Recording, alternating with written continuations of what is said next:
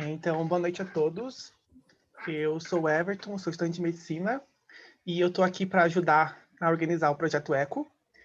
E eu vou pedir primeiro para os participantes que vão apresentar se apresentarem, né? O professor Irinei, Carlos e a Rebeca, por favor. Não tem que pegar no elevador. Tem que pagar ou não? Lá no elevador? Acho que o professor Irinei pode se apresentar primeiro?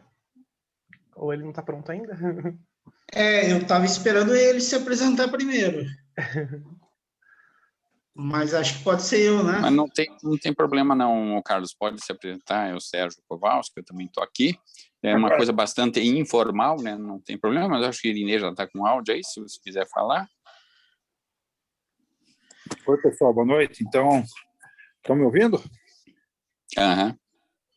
Então, essa é a nossa segunda apresentação do Projeto ECO, né? E do Projeto ECO Covid. Eu sou Irinei Meire, que sou presidente da Associação Paranense de Pneumologia e Fisiologia. E é um prazer estar aqui com vocês, falando um pouquinho sobre uma novidade aí, uma tal de Covid, que nunca ninguém ouviu falar, quase, né?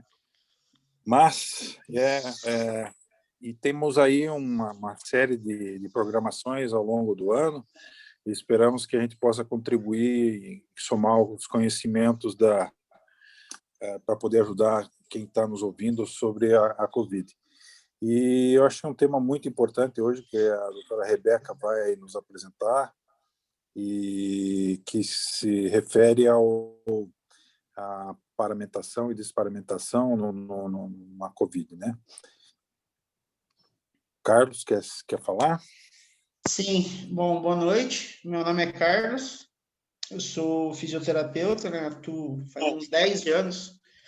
Me formei há 10 anos e desde a minha formatura me encaminhei para fisioterapia respiratória. Na época eu achava que a doença pulmonar obstrutiva crônica era algo um pouco difícil, né?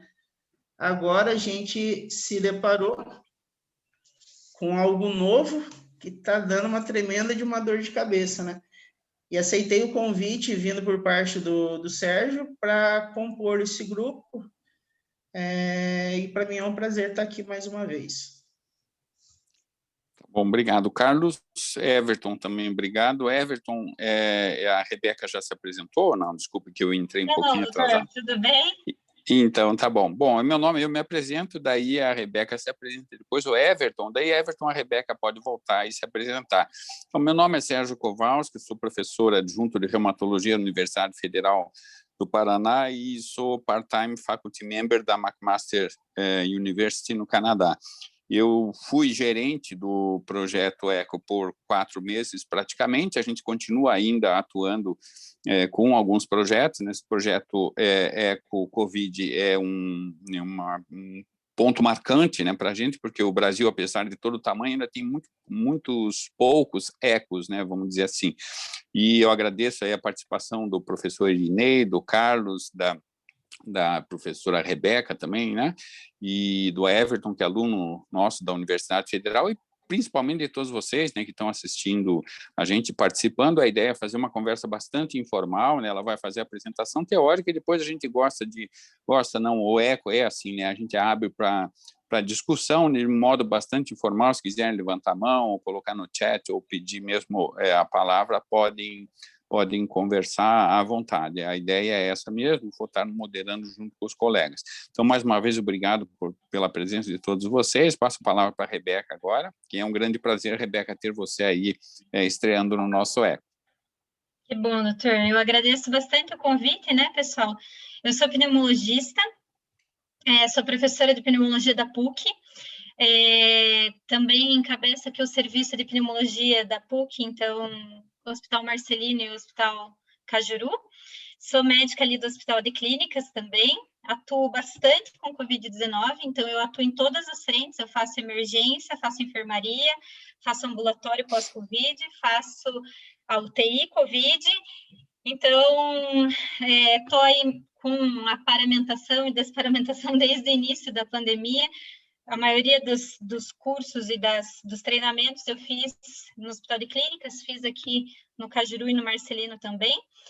Então, eu queria, na verdade, conversar um pouco com vocês sobre isso. A gente não teve muitas mudanças aí ao longo de um ano de pandemia em relação à paramentação. Eu fiz uma apresentação de slides para vocês aqui, então eu só vou compartilhar para que a gente possa ter aqui também. Deixa eu só me achar no compartilhamento aqui, que se eu não me engano eu tenho como compartilhar. Aqui, achei.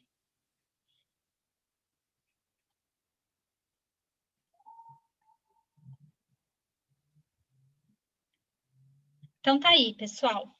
Então, ainda dentro do tema de triagem dos pacientes, né, com a Covid-19, que foi o tema da semana passada, eu quero falar um pouquinho sobre a transmissão da Covid-19. Isso que eu vou falar está fundamentado na nota técnica da Anvisa. A última nota técnica que a gente tem é de outubro de 2020, mas mudou pouca coisa de lá para cá. Só a única coisa que a gente teve de diferença é que a Organização Mundial da Saúde admitiu mais contundentemente que o vírus, né, o SARS-CoV-2, pode ser transmitido via aerossóis. Então, isso que a gente teve de diferença, embora a gente já soubesse disso, então a gente já a gente já se prevenia em relação a isso, já desde o começo da pandemia. Então, a transmissão da Covid-19, ela pode ser através de gotículas, né? Principalmente através da tosse, espirros, aerossol, que também a gente pode formar através de tosse, de espirros, através de procedimentos invasivos como intubação orotraqueal, como endoscopia respiratória, como endoscopia digestiva, massagem cardíaca também produz aerossol, e contato com objetos e superfícies. A gente sabe que a partir da hora que a gente teve um contato ali com as gotículas, com o aerossol, com os objetos, com as superfícies, a gente pode ter desenvolver a doença, tá? A pessoa que transmite a Covid-19, ela vai poder transmitir numa fase pré-sintomática, ou seja, 48 horas antes de desenvolver os sintomas, numa fase sintomática, que é aquele período em que o paciente está transmitindo a doença e está sintomático respiratório, né, ou com febre, ou não sintomático necessariamente respiratório, mas, por exemplo, diarreia, sintomas da Covid-19, e também naquele paciente que tem o vírus, mas é assintomático. Então, a transmissão pode ocorrer de todas essas formas. É importante a gente lembrar que da exposição, ou seja, a partir da hora que você entrou em contato com as gotículas, com o aerossol, com contato com superfícies contaminadas, vocês vão ter lá em torno de 5 dias para desenvolver sintomas. Na maioria das vezes, ali, geralmente 5 dias. Mas, claro, isso pode ir de 5 dias a 11 dias, geralmente, para o desenvolvimento de sintomas. Por isso que, lá no começo, a OMS, as instituições, as autoridades, falaram que o isolamento deveria ser por 14 dias, por causa disso, tá? E, principalmente, o isolamento daquele que teve o contato ficar em observação pelo menos 7 dias para o desenvolvimento de sintomas, porque alguns estudos mostraram que a maioria das pessoas que entravam em contato com o vírus desenvolvia sintomas em torno de 5 dias. Quais são os sintomas que a gente tem mais comumente na Covid-19? Vocês já sabem disso, né? A gente está cansado de saber isso. Febre, tosse seca, falta de ar, anosmia, ageusia, então alteração do paladar, alteração do olfato, rinorreia, eventualmente alguns pacientes podem ter náusea, vômito, diarreia, alguns pacientes podem ter só mialgia. Então, é uma doença que tem muitas manifestações clínicas. Quando eu vejo a Covid-19, eu lembro de uma outra doença da pneumologia que pode se apresentar multivariadamente, né? Com várias apresentações clínicas, que é o TEP, por exemplo. TEP também é uma doença que pode dar diversas manifestações clínicas. A Covid-19 é uma doença que pode dar diversas manifestações clínicas, e por isso ela é um desafio, porque é um desafio a gente ter uma sensibilidade ali, uma especificidade para esse diagnóstico. E sabem que a doença, ela tem geralmente 2 fases. A fase viral, que é essa primeira fase, que é geralmente quando a pessoa está transmitindo a doença, e tem uma fase inflamatória. Como que se dá mais ou menos a doença? A doença se dá em 14 dias, basicamente. Os primeiros 7 dias é uma fase de resposta viral. É nesses 7 dias que a pessoa está transmitindo, 48 horas antes, e mais 7 dias sintomático, geralmente. E os próximos 7 dias, do 7º ao 14º dia, é a fase que a pessoa vai precisar, geralmente, aqueles 14, 15% que tem uma complicação relacionada à Covid, vão precisar de oxigênio. A gente sabe que, na história natural da doença, a gente vai ter um paciente com sintomas gripais ali até o 7º dia. Geralmente, lá no 8º, 9º dia, os pacientes, esses 14% que necessitam de oxigênio, vão precisar, vão começar a entrar dentro do hospital, né, procurar auxílio médico, para melhorar a saturação de oxigênio, e lá pelo 11º dia, aqueles 5% que evoluem mal, ou seja, que evoluem com insuficiência respiratória aguda, com síndrome de desconforto respiratório do adulto, que evoluem com uma doença mais grave, vão ser admitidos na UTI. E qual que é o perfil dos pacientes, geralmente, que a gente tem com a Covid-19, pessoal? 80% sintomas leves, e 14 a 20% vão ser hospitalizados. Quem são esses 14 a 20%? São essas pessoas que vão evoluir com uma insuficiência respiratória do tipo hipoxêmica, uma insuficiência respiratória do tipo 1, ok? 5% vão ter manifestações críticas e vão ser encaminhados para a unidade de terapia intensiva. A média de idade dos pacientes que a gente tem com complicações mais graves, que entram nesses 20% com complicações com o uso de oxigênio, é mais ou menos de 47 a 73 anos.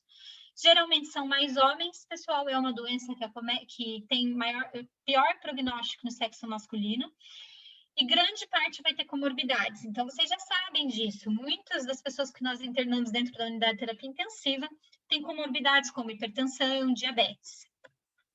O diagnóstico, vocês sabem, é através do PCR.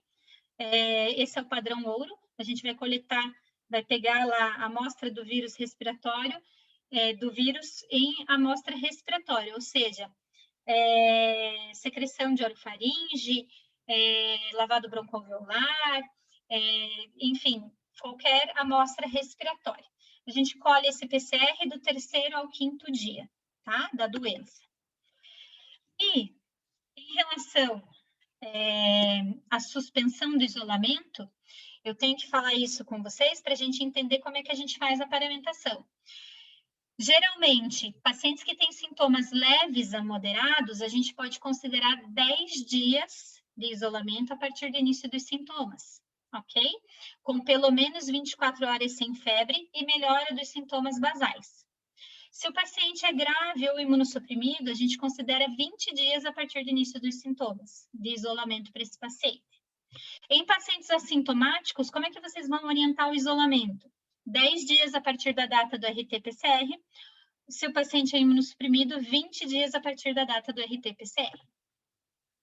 E, pessoal, uma coisa que é muito importante a gente pensar, e agora em paramentação, inclusive, e também era uma discussão desde o ano passado, eu discuto sobre isso desde sempre, é que a gente tem que ter um plano de contingência. Numa época em que a gente tem uma grande transmissão do vírus na comunidade e uma grande chance de colapsar o sistema de saúde, que vocês estão vendo atualmente, que a gente tem um sistema de saúde que está colapsando, a gente tem que ter um plano de contingência. Então, cada hospital tem que fazer uma força-tarefa com os profissionais que estão envolvidos no combate à Covid, para que tenha um plano de contingência para conter a doença e para poder dar assistência a todo mundo que procurar assistência. Isso não é fácil de fazer. Aqui no Hospital Cajuru, a gente tem a nossa enfermaria Covid, que é destinada justamente para os pacientes de trauma, que entram no hospital por algum outro motivo, acabam pegando dentro do hospital, ou entram no hospital já com a Covid-19, mas por outro motivo, eles acabam indo para o meu setor. E a gente tem um plano de contingência, vocês estão vendo aí várias pessoas do meu grupo, que são de todos os profissionais de saúde. Eu tenho ali nutricionista, eu tenho fisioterapeuta, eu tenho enfermeiro, eu tenho fonoaudiólogo, eu tenho pessoal, aqui está também o pessoal da cozinha que me ajuda também, porque toda a parte hospitalar em relação à comida, alimentação, isso tudo é um cuidado diferente que a gente tem. Eu tenho o pessoal da limpeza aí também que me ajuda, porque eu também tenho para separar o lixo, né, dessas unidades, é diferente das outras unidades. Eu tenho ali, não sei se vocês estão vendo o robozinho ali do hospital.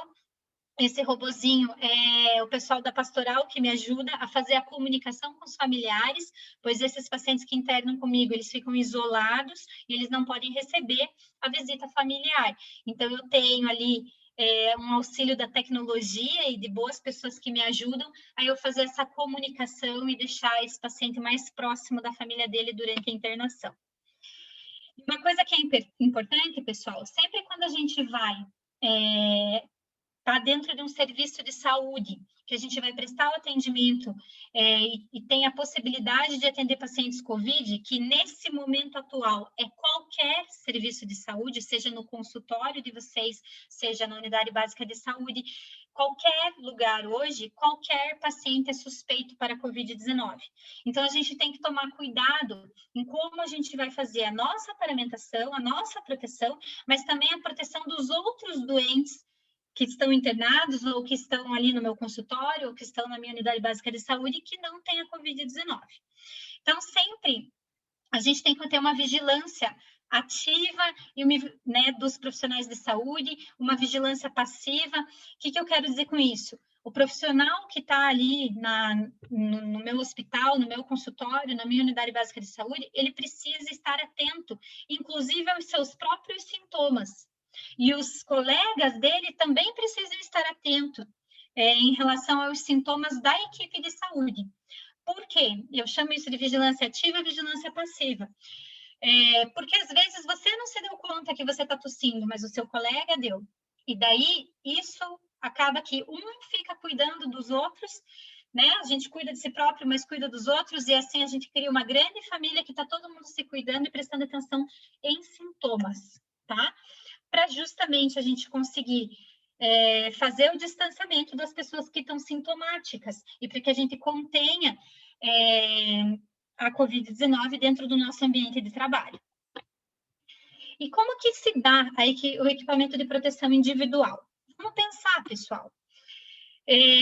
O que a gente tem na literatura está descrito sobre o que a gente deve usar para se proteger da Covid-19. Então, primeira coisa é distanciamento. Quanto maior o distanciamento, melhor. A gente sabe que o distanciamento ali acima de 1,5 metros já diminui a quantidade de transmissão. Uso de máscaras, pessoal. A máscara é de uso universal aqui no Brasil. Então, é para todo mundo estar de máscara o tempo todo, tá? Qual máscara que a gente deve usar? As máscaras que a gente tem para trabalho, para usar dentro de um hospital, usar dentro de um serviço de saúde, são as máscaras cirúrgicas, ok? As máscaras de pano, elas não servem para atendimento de pacientes. Quem pode usar a máscara de pano? Eventualmente, o recepcionista que não vai ter contato com o paciente da Covid-19, esse paciente pode usar a máscara de pano, mas nós, profissionais de saúde, que vamos ter contato direto com os pacientes, a gente tem que usar a máscara cirúrgica. E a gente vai usar a máscara N95 ou a PFF2, caso a gente vá fazer algum procedimento que gere aerossol. Por exemplo, intubação orotraqueal, oroscopia, endoscopia, massagem cardíaca. Nesses procedimentos, a gente deve usar N95.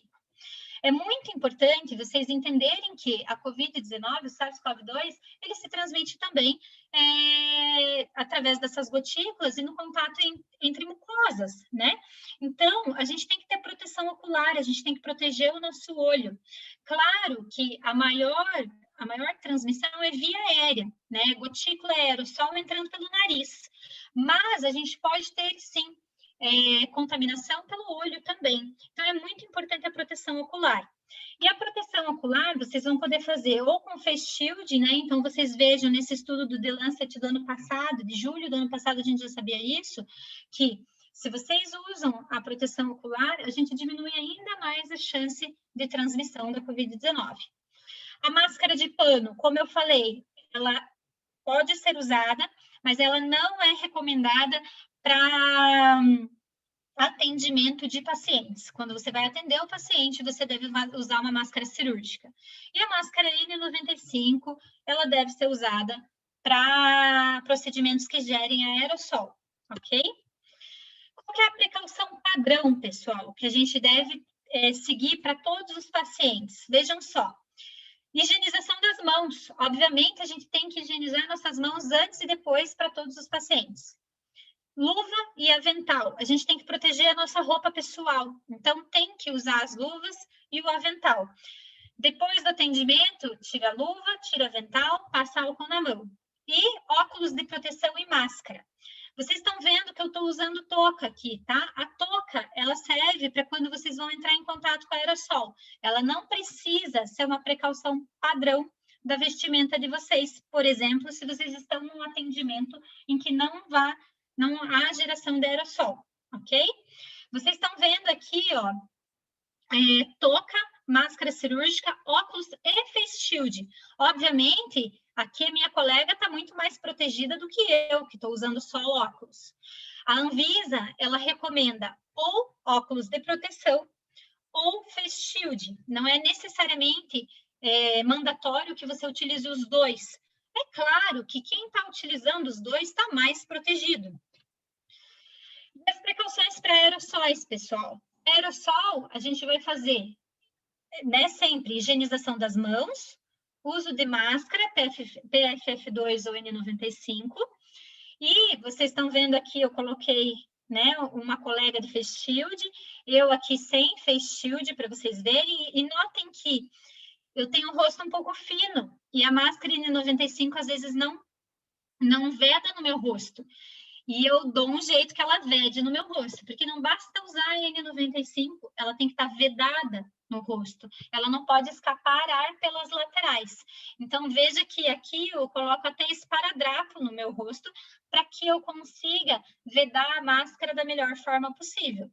Aqui é um dia de trabalho na UTI que eu faço, que é a UTI COVID, tá? E aqui a gente colocando, ó, touca, óculos, né, máscara cirúrgica e avental, que é a nossa precaução padrão. Lembrando que a touca é para quando a gente vai fazer procedimentos que gerem aerossol. E, pessoal, uma coisa muito importante é que, para a gente se paramentar, a gente deve higienizar nossas mãos e colocar todo aquele passo a passo que eu falei para vocês. avental, máscara cirúrgica, proteção ocular. Para se desparamentar, a gente também tem que tomar um pouco de cuidado, tá? E a Anvisa, ela recomenda sempre que vocês retirem as luvas, retirem o avental e higienizem as mãos ao final da retirada das luvas e do avental. Eu aprendi no começo da pandemia, eu sou um pouco mais cuidadosa, eu retiro a luva, eu passo álcool. Eu retiro o avental, eu passo álcool nas mãos. Então, eu higienizo as minhas mãos em todo o processo da desparamentação. Por quê? Porque eu sei que é na desparamentação o meu maior índice de contaminação. Então, é quando eu estou tirando o meu EPI que eu tomo maior cuidado. Então, eu retiro as luvas, higienizo as mãos. Retiro o avental, higienizo as mãos. Daí vai depender se eu estou usando face shield ou não, né? Se eu estiver usando face shield, eu vou tirar a minha face shield e higienizá-la, passar álcool nas mãos. Daí, eu posso retirar o gorro, passo álcool nas mãos. Retiro o óculos de proteção, passo álcool nas mãos. Retiro a máscara, passo álcool nas mãos. E no fim de tudo, eu higienizo as mãos. Se a gente faz uma desparamentação adequada, a gente está mais protegido. Então, eu prefiro higienizar as mãos a cada etapa. Aqui tem as aulas que eu dei durante a pandemia, tem uma fotinho para vocês verem, tem eu, inclusive, em Manaus, que eu trabalhei em Manaus na primeira onda também, eu dando essa capacitação sobre paramentação e desparamentação. Se a gente capacita os nossos profissionais a se protegerem, nós estamos protegendo a equipe de saúde, que hoje em dia está escassa, né? E estamos protegendo os outros pacientes também, porque existe contaminação intraserviço de saúde da Covid-19. E a gente tem que proteger os nossos pacientes que não pegaram a Covid-19 de contrair a Covid-19 durante uma internação hospitalar, por exemplo. E em casos, pessoal, de calamidade, ou seja, em casos de dificuldade de você isolar o paciente da Covid-19, considerando um ambiente hospitalar, o que dá para a gente fazer? A gente viveu isso várias vezes durante a pandemia. Eu vivi em Manaus, isso, depois eu vim para cá e vivi aqui de novo em julho, quando teve o pico da pandemia aqui. Vivi de novo em novembro e estou vivendo de novo agora. Então, o que a gente pode fazer, por exemplo, quando eu vou... Tem um grande número de pacientes com a Covid-19 e eu preciso interná-los. Eu não tenho quarto individual para todo mundo. Eu posso fazer um sistema de corte. Então, eu vou internar esses pacientes numa ala, que é aqui a minha ala, por exemplo, do Hospital Cajuru, ou aqui a ala que a gente tinha dentro do Hospital Newton News, lá em Manaus. E eu vou separar esses pacientes, né? Principalmente em leitos, né, em corte, mas com uma distância de pelo menos 1 metro entre os leitos. E eu sempre tenho que restringir o acesso das pessoas a esses pacientes. O que eu quero dizer com isso? Eu quero dizer com isso que a minha equipe, que eu treinei para trabalhar com Covid-19, é a minha equipe desde março do ano passado. Por quê? Porque eu restringo o acesso das pessoas a esses pacientes, e eles cuidam só dos pacientes com a Covid-19, então tem menos risco de transmissão da Covid-19 entre os outros setores do hospital. É um trabalho mais cansativo? Com certeza porque o paciente demanda muito mais do paciente da Covid-19. Mas os funcionários que estão comigo lá desde março, a gente criou uma equipe e um serviço tão legal que, assim, nós somos uma família. A gente acabou criando uma família ali da Covid-19, eu falo isso. Por quê? Porque essas pessoas já estão treinadas, elas já sabem o que fazer com esses pacientes e nós temos um sistema de se apoiar um no outro, porque nem sempre é fácil ficar 1 ano trabalhando 16, 18 horas por dia, que é o que eu trabalho com isso hoje em dia, e a gente tem muitos percalços durante o nosso serviço.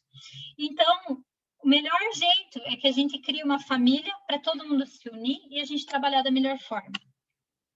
E, pessoal, era isso que eu tinha para falar de triagem e atendimento desses pacientes com a Covid-19, paramentação e desparamentação. Tem muitas dúvidas em relação a isso, então eu espero agora abrir para vocês, porque eu quero responder as dúvidas de vocês, que tem várias coisas para a gente conversar sobre isso.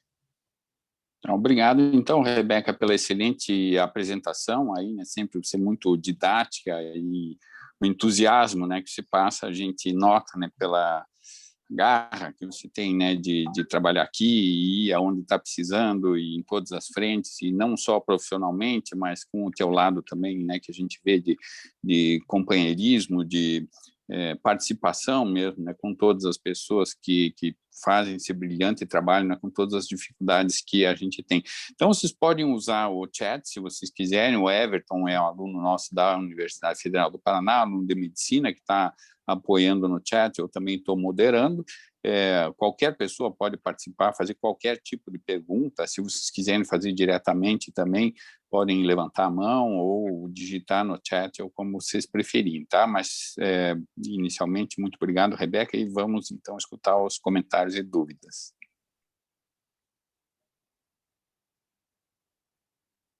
Rebeca, parabéns. Tudo bem, doutor? Tudo bem? Como sempre, né? Essa é a nossa estrela máxima agora, né?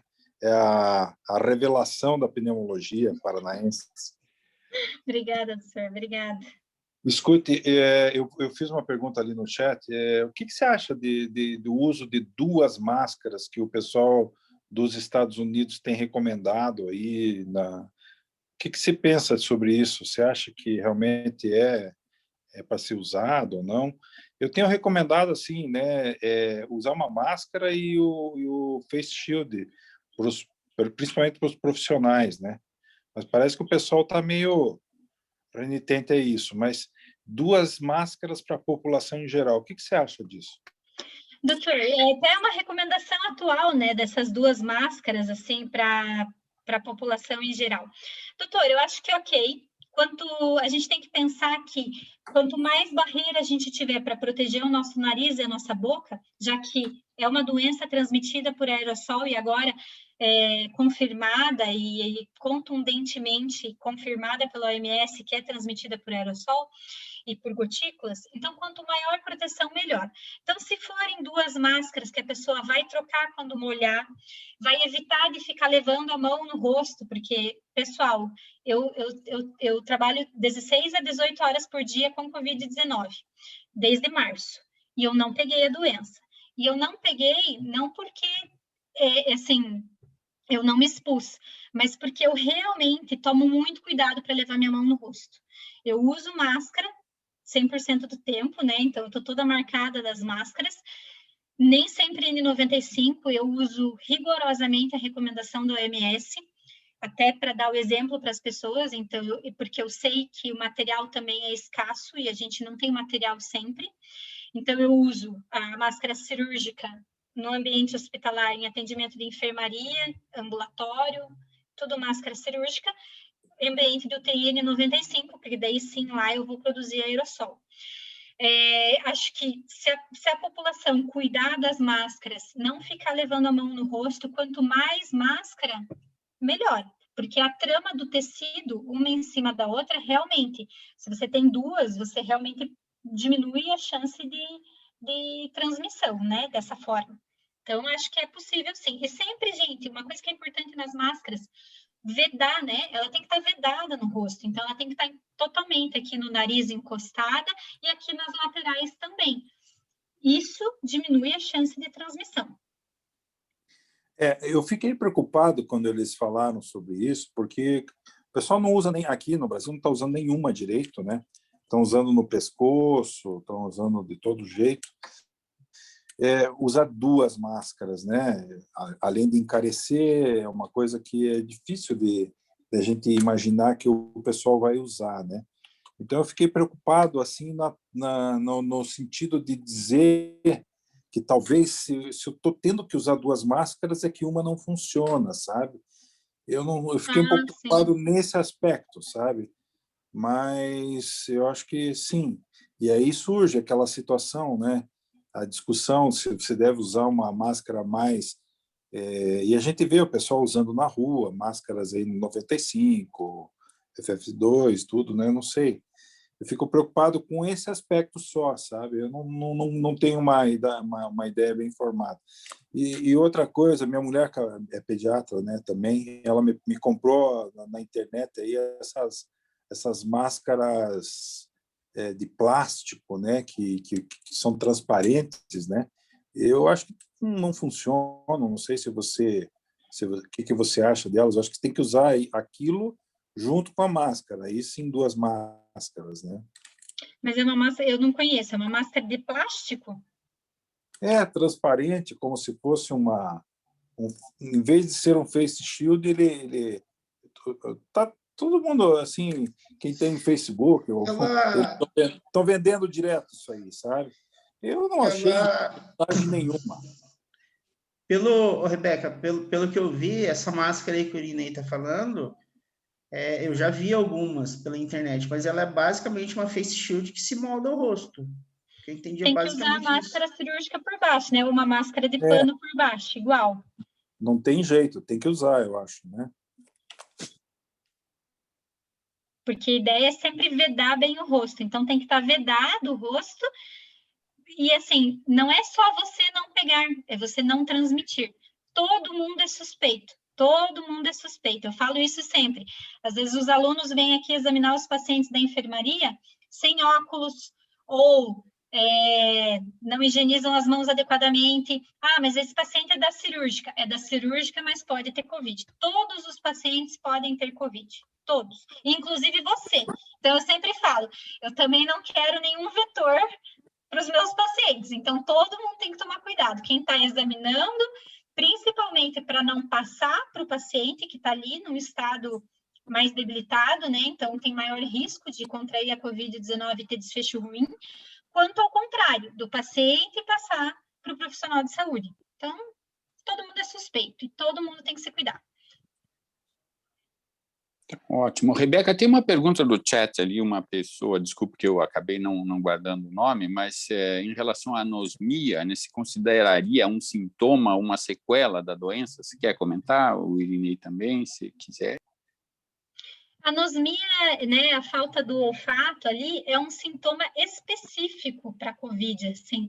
A gente tem visto que é um sintoma bem relacionado à Covid-19. Embora, pessoal, tenham dito isso, que é um sintoma específico e está na literatura, mas vamos combinar, né? Qualquer vírus respiratório que faça uma síndrome de via aérea superior, a gente também vai cursar com anosmia. O que a gente tem visto? Eu tenho acompanhado muitos pacientes pós-Covid, meu doutorado é sobre isso.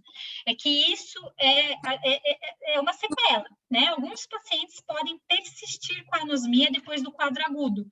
E daí a gente pode considerar se essa persistência da anosmia depois do quadro agudo, que são as 4 semanas ali que a gente considera o quadro agudo da COVID, se ele persistir com isso por mais ali de 12 semanas, a gente vai considerar como parte de uma síndrome pós-COVID.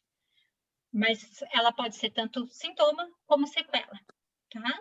Obrigado, Rebeca. Foi o Caio, o colega, que fez a pergunta. Caio, se você tiver alguma outra coisa também, alguma outra consideração, quiser expandir um pouco, fique à vontade.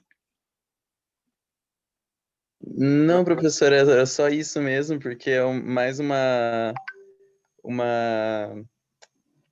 experiência própria aqui, que eu peguei Covid faz alguns meses já, e a anosmia, na verdade, agora eu tô com uma hiposmia, assim, ainda persiste. Então eu fiquei meio preocupado.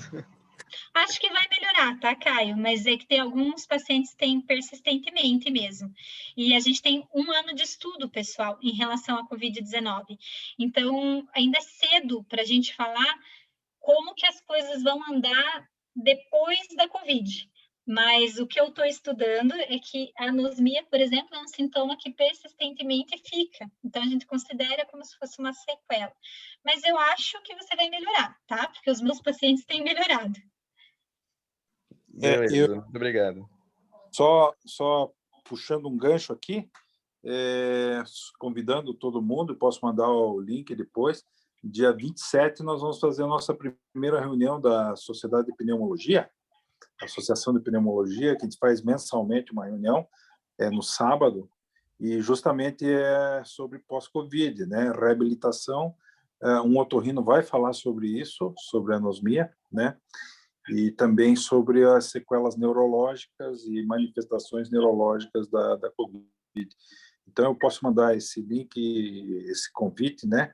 Dia 27, sábado pela manhã.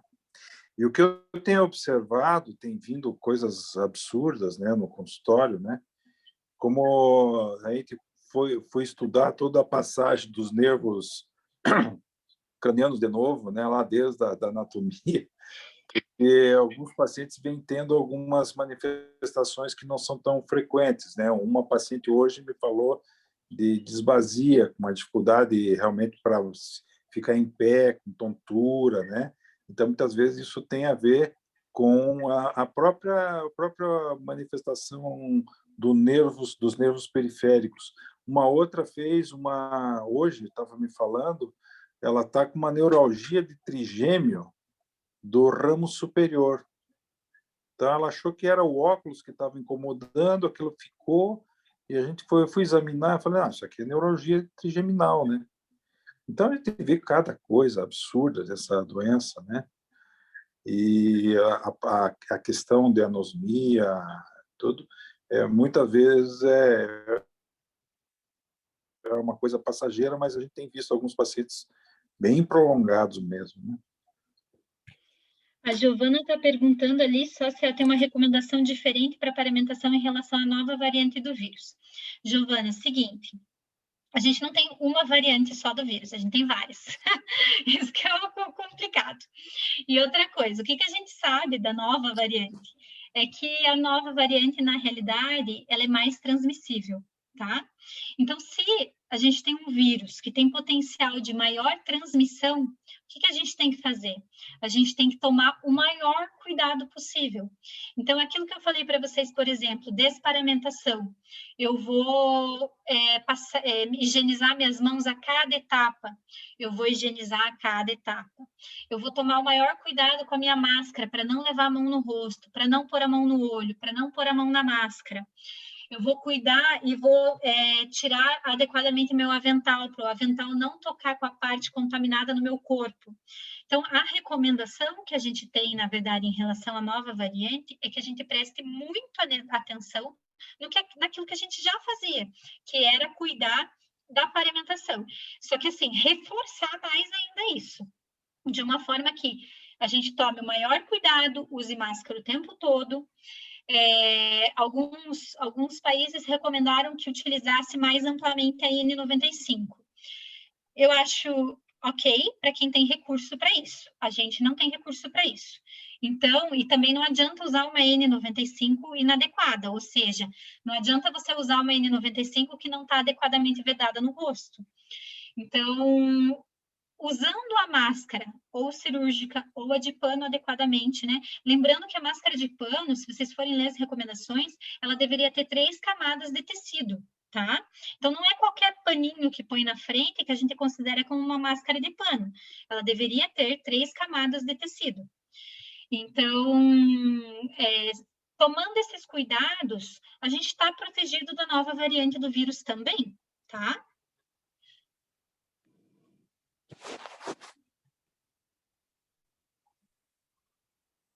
Obrigada, professora. Mais alguma dúvida, pessoal? Rebeca, o que você recomenda aí para o Carlos, que está fazendo reabilitação pulmonar, supostamente está fazendo a reabilitação do paciente pós-Covid? O sujeito chega no consultório e diz assim, doutor, eu já tive Covid há 60 dias atrás, eu não vou mais usar máscara, não preciso usar máscara, o senhor também não precisa. O que se diz sobre isso? Eu digo que não dá, né? Assim, quem trabalha, né, com reabilitação, né, Carlos, sabe que durante as manobras da fisioterapia gera-se aerossol, né? Então, isso é padrão. Vai gerar aerossol durante as manobras da fisioterapia. Então, o certo é que o profissional esteja adequadamente paramentado. N95, óculos de proteção, avental e luva, tá? O paciente, ele não necessariamente precisa estar de máscara se nós estivermos bem adequadamente paramentados, daí ele não precisa estar de máscara. Mas não dá para a gente ter essa ideia de que eu peguei Covid, eu não transmito mais. Não dá. Mesma coisa de vacinação. Não dá para ter essa ideia de que eu me vacinei, eu não transmito mais. Não. A gente pode se vacinar e pegar a Covid-19 de uma forma leve, principalmente porque a eficácia da vacina não é 100%. Então, inclusive, a maior efetividade, vamos dizer assim, da vacina é, na verdade, para doença grave. Então, doença leve a gente pode ter, e se a gente tem doença leve, a gente transmite. E mesmo quem já pegou a Covid-19 não está livre de pegar de novo e também transmitir a doença novamente. Então, o certo é que a gente sempre tome cuidado, independente se o paciente pegou ou não pegou e do tempo que ele pegou. Então, na verdade, a gente não está livre de se paramentar totalmente. Na verdade, essa situação aí que o Irinei colocou aconteceu no consultório uma vez. Foi um paciente que ele chegou até lá e ele se recusou em usar. Na verdade, eu nem entrei nessa questão que você colocou, né? Até porque, assim, é lei. Independente do nosso cuidado, é lei e pronto, acabou. Agora, uma dificuldade que a gente da fisioterapia respiratória tem é com isso. Às vezes, para você atender o paciente, você tem que estar ali face a face, né? E é inevitável a dispersão de aerosol. Para mim, pelo menos, toda essa situação da pandemia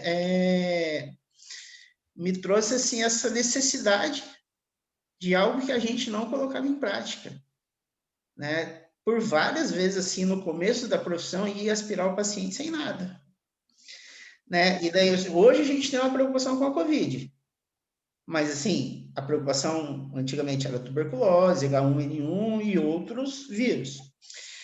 E eu acho que serve para a gente refletir, né, sobre essas questões, né? Pelo menos para mim, eu estou refletindo bem. Agora, Rebeca, além desse comentário, eu queria conversar uma coisa com você. Existe um recurso que, às vezes, ele é aplicado, né, também, às vezes, ele é aplicado na reabilitação, que é a ventilação mecânica não invasiva. Eu lembro que no começo da pandemia foi uma grande discussão. Eu, particularmente, opinião minha, eu gosto do recurso da ventilação mecânica não invasiva, principalmente para o paciente pós-Covid, para o paciente com Covid-19. Agora, assim, como que é essa relação do uso da ventilação mecânica não invasiva com a paramentação? Porque, na minha lógica, se o profissional tem que estar paramentado, a equipe tem que estar paramentada, o paciente está em isolamento, como que funciona? Até que ponto seria um risco de contaminação o uso da ventilação não invasiva? Muito boa essa pergunta, pessoal, porque eu vou dizer para vocês que eu tive tanta dor de cabeça com isso que vocês não têm ideia. Por quê? Eu sou uma super adepta da ventilação não invasiva, super adepta. E eu já tinha essa ideia, eu vou contar, a maioria são alunos, né? Então, eu vou contar um pouquinho como é que foi da pandemia, para vocês entenderem o porquê que eu tive que levantar essa bandeira e o porquê que eu tive desavenças com algumas pessoas. Porque, assim, quando começou a pandemia, a recomendação da AMIB, da Associação Médica de Medicina Intensiva, era para que a gente intubasse pacientes com uma PO2 abaixo de 63%. Ou seja, no começo da pandemia, a indicação era que a gente intubasse, fizesse intubação orotraqueal em pacientes com saturação de 90%, 90%, 91%. Por que isso? Para não dispersar tanto aerossol. Paciente em ventilação mecânica fechada não dispersa aerossol. E existe um medo muito grande em relação à contaminação. Outro, porque os estudos que tinham da China até então eram estudos em que os chineses intubaram todo mundo. Então, até esse momento, a gente tinha essa ideia. Qual que era meu problema como pneumologista? E eu sempre fui muito conservadora. Eu sempre trabalhei em UTI e sempre tive pacientes muito crônicos e muito hipoxêmicos. Meu problema era assim, meu Deus, o que vai acontecer com o meu paciente que tem DPOC, que ele já satura 89% basalmente, ele vai chegar no PA e vai ser entubado. E daí eu tive a felicidade de ir para Manaus no começo, antes de ter muitos pacientes aqui com a Covid-19. Por que eu digo isso? Porque eu peguei muita experiência lá, com a doença, antes de ter o pico aqui.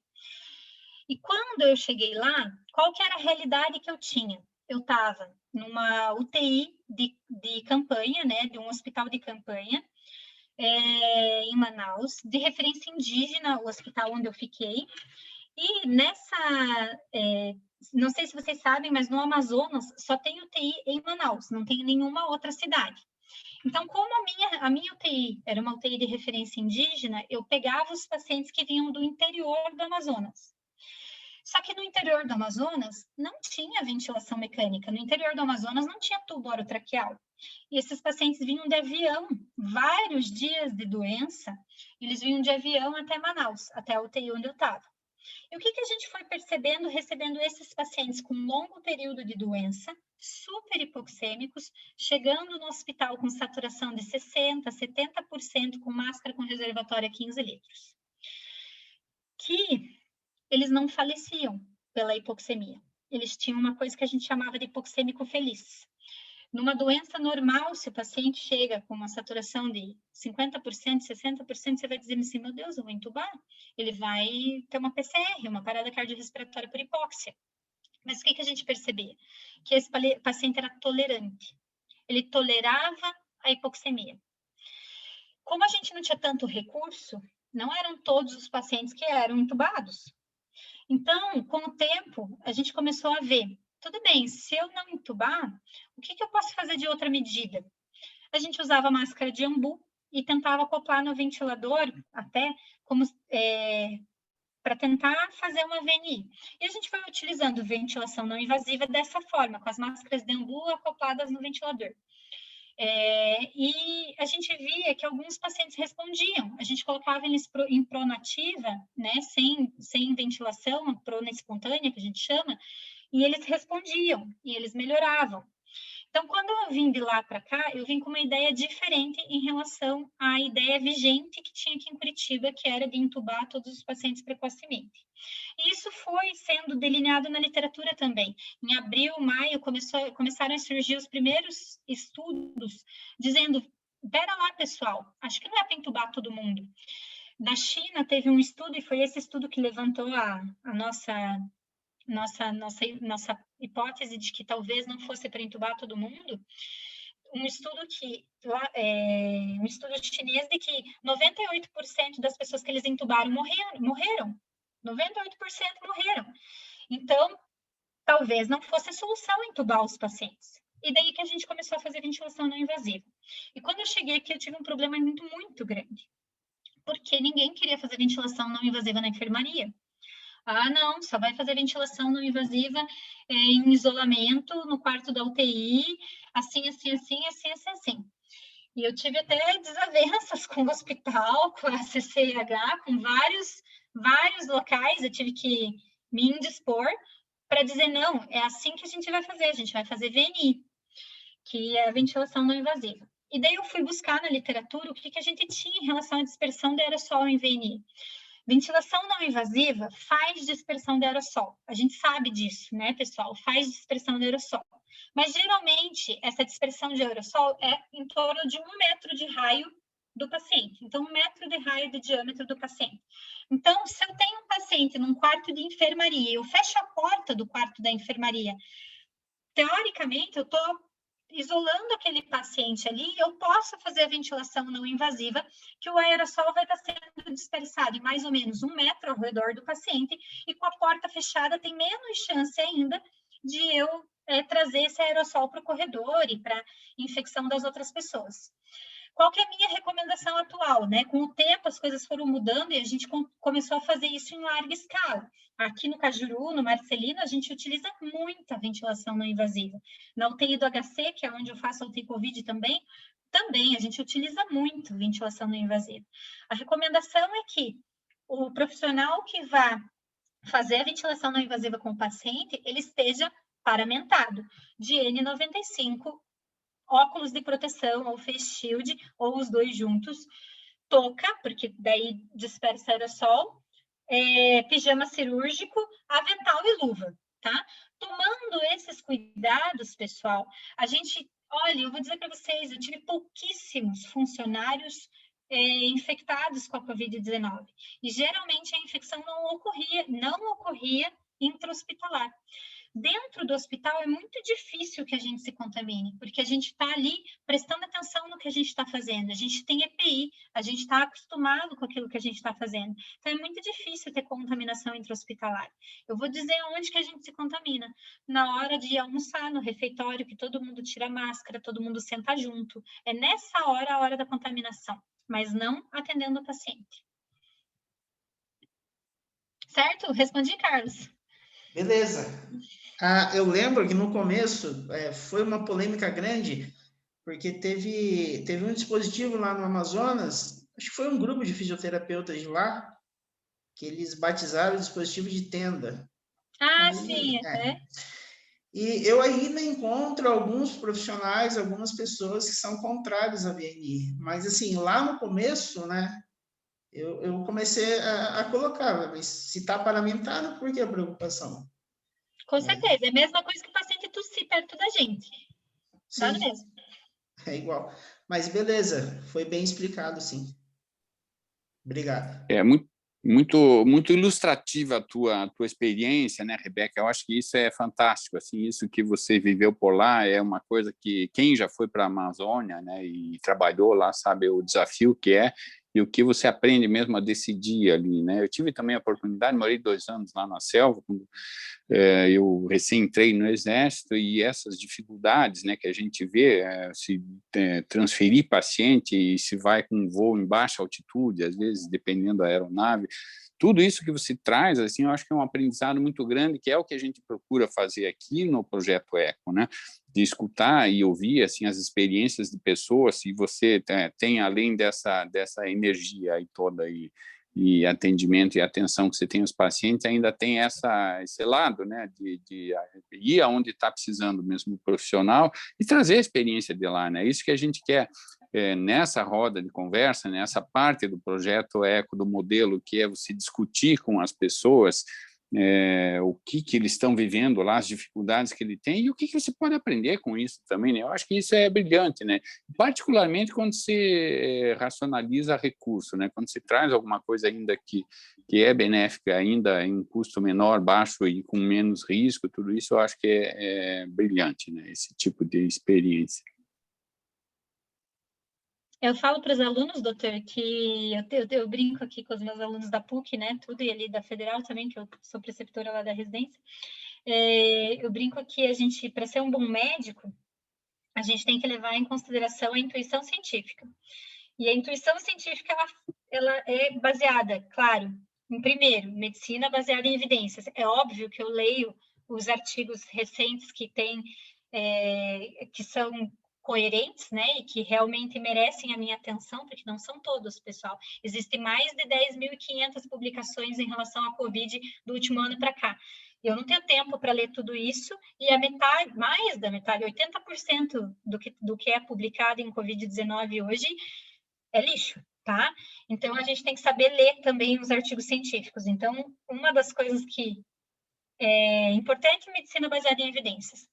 Outra das coisas é contexto do paciente. Uma coisa é eu fazer uma medida, uma intervenção, usar uma ferramenta para um paciente aqui, de Curitiba, sul do Brasil, com um status econômico e social e cultural.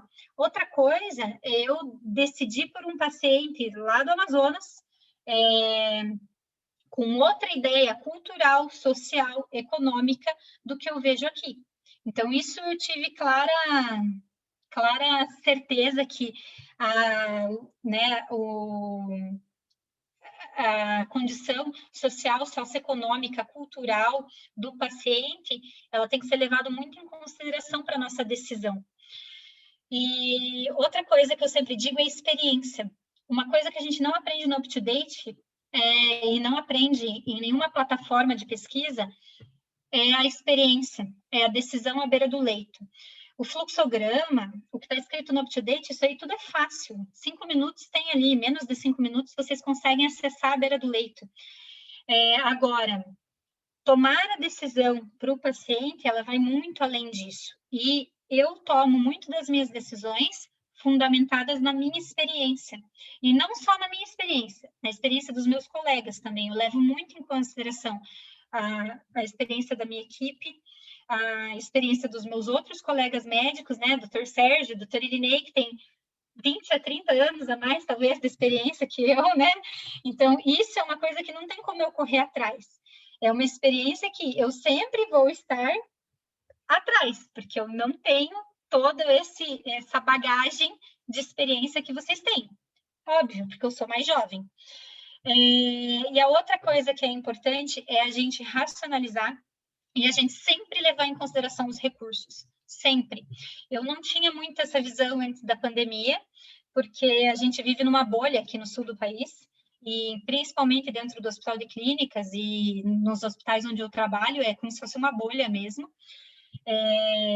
de cristal, inclusive, porque a gente vê que a realidade ela é muito diferente, e a gente tem que saber manejar recursos, porque o SUS não é infinito. O que a gente tem de disponibilidade de recursos no SUS não é infinito. Então, a gente tem que saber manejar para que não falte o recurso para o próximo paciente que a gente vai atender. Então, essas decisões, tomar as nossas decisões baseadas em medicina baseada em evidências, condição socioeconômica, cultural e autonomia do paciente, recursos e experiência é o que para mim forma o bom médico. Se o médico sair da faculdade, o profissional da saúde sair da faculdade, conseguindo tomar suas decisões baseadas nesses 4 pilares, essa pessoa teve uma boa formação. Excelente, Rebeca. Eu acho que isso é perfeito, assim, o que você falou, que você conseguiu resumir, né? A gente sempre analisar o contexto do paciente, o cultural, socioeconômico, isso é fundamental.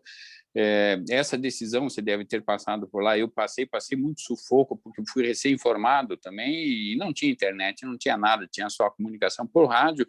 E a decisão que você tem aqui para transferir um paciente, às vezes é complicada, mas você tem uma ambulância, tem alguém, na pior das hipóteses, arruma alguém e de alguma maneira, algum paciente chega e tem algum acesso. E lá, a tua decisão de transferir é chamar um avião que venha 1 hora ou 2, às vezes, do local onde você está e envolver tudo aquilo e levar adiante, né?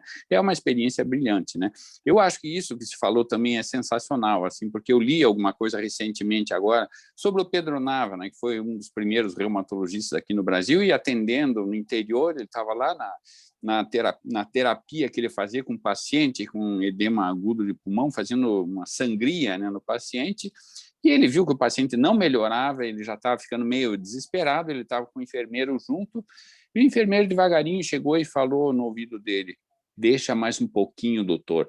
E aí ele já estava quase ali, era recém-formado também, estava quase desistindo, já ia ver que não era, e seguiu a opinião do enfermeiro, provavelmente bem mais velho, experiente assim, em tempo de assistência à saúde com ele, e aí o paciente saiu bem. E isso ele falou, ele retrata no livro mesmo, né, dizendo assim, a gente tem que saber escutar as pessoas, aprender com as pessoas, não existe essa coisa de você achar que sabe muito, porque cada vez a gente sabe menos, mas saber usar naquele contexto e racionalizar recursos, eu acho que essa foi, infelizmente, né, foi a maneira de a gente aprender isso, e foi uma boa parte da minha formação, foi nisso. A gente vê essa possibilidade. E isso que você falou é uma verdade absoluta. Mas não só no SUS e não só em nenhum lugar do mundo. Nenhum recurso é infinito. Então, isso é o que a gente aprende em economia, particularmente economia da saúde. Se os recursos fossem infinitos, não precisaria de economia. A gente precisa de economia justamente para saber como alocar, onde alocar, com quem, por quanto tempo, né? E eles são finitos em qualquer lugar do mundo. A gente vê isso. Agora, não adianta, você tem dinheiro, você tem plano de saúde, você pode fazer isso, aquilo, mas você não tem para onde ir, não tem para onde mandar. Eu acho que essa é uma grande lição. A gente chegou praticamente aí ao final, né? A gente tem 1 hora só, mas é sempre bom que fica esse gosto de a gente querer continuar e levar adiante. Eu convido a todos, né, que estão participando, que divulguem bastante, né? Todas as quintas-feiras, às 19 horas, a gente faz esse encontro, o Projeto ECO, a Universidade Federal do Paraná, com o apoio aí do doutor Irinei, né, que é o presidente da Associação Paranaense de Pneumologia e Tisiologia, a professora Rebeca, também da PUC da Federal do Paraná, e o Carlos, também, que é fisioterapeuta, que também já participou da imersão do Projeto ECO, né, que está formando esse nosso hub, que a ideia é discutir, e fico muito feliz de ver assim, a participação de todos, dos alunos, e a gente viu aí também, tem a Ana Guerreiro, espero que a Ana, em uma próxima reunião, ela fale, a Ana é colega nossa também, da Fiocruz, Mato Grosso do Sul, mas ela está se mudando para o Rio de Janeiro, e a gente tem algumas ideias aí de lançar eco em outras teleecos, né, em outras áreas, outros programas, assim, particularmente em vacinação, né? Então, é um prazer enorme ter todos vocês por aí. Eu agradeço em nome do Projeto ECO, né, a participação de todos, e queria que a Rebeca, daí, como a gente sempre faz nesse modelo ECO, né, que se deixasse 2, 3 chaves mesmo, assim, mensagens e orientações para as pessoas, né, que a gente sempre fecha, após a discussão, né, a gente deixa daí essas recomendações, assim, o que você deixaria brevemente, e a partir disso daí a gente pode encerrar. Obrigado a todos. Obrigada, doutor. Adorei participar, então contem comigo sempre. E que bom, né? Vamos fazer o projeto crescer, né, doutor? E o que eu deixo de recomendações é o seguinte, pessoal, desde o começo da pandemia, na verdade, para mim, nada mudou. O que a gente tem que fazer é dar tempo para os cientistas, para os pesquisadores, para quem está ali na linha de frente para fazer as vacinas e para distribuir as vacinas, tem um tempo para vacinar a população. E para isso, gente, para que a gente tenha a resolução do problema, que, na minha opinião, é só com a vacinação em massa de todo mundo, da população toda, o que a gente precisa? A gente precisa dar tempo para os cientistas, para os pesquisadores, para quem produz a vacina, para quem distribui a vacina, poder colocar isso ativo. E o que a gente pode fazer? Para dar esse tempo para as pessoas, a gente precisa manter o distanciamento social. E veja, eu nunca vou falar em isolamento. Eu não acho que a gente precisa ficar isolado. A gente tem tecnologia que nos aproxima, pessoal. Então, distanciamento de 2 metros das outras pessoas. Uso de máscara. Uso de máscara é universal e é lei, né? Como o Carlos falou, né? Lei. Então, a gente tem que usar. Proteção ocular é muito importante. A gente só pega a Covid por 3 entradas, ou olho, nariz ou boca. Então, se a gente tem proteção ocular, tem proteção da máscara, do nariz e da boca, fica muito difícil da gente contrair a Covid-19.